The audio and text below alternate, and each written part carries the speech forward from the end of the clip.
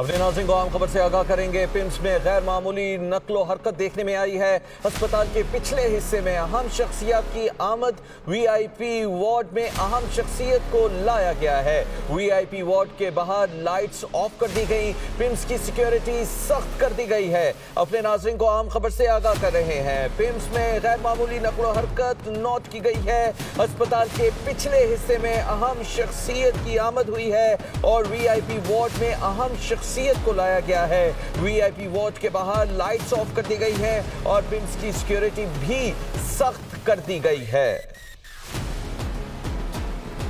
پمس کے حوالے سے اپنے ناظرین کو خبر دے رہے ہیں۔ اسلام آباد میں پمس میں کیا صورتحال ہے، اس حوالے سے بتائیں۔ غیر معمولی نقل و حرکت دیکھی گئی ہے اور ہسپتال کے پچھلے حصے سے اہم شخصیت کی آمد ہوئی ہے۔ وی آئی پی وارڈ میں اہم شخصیت کو لایا گیا ہے۔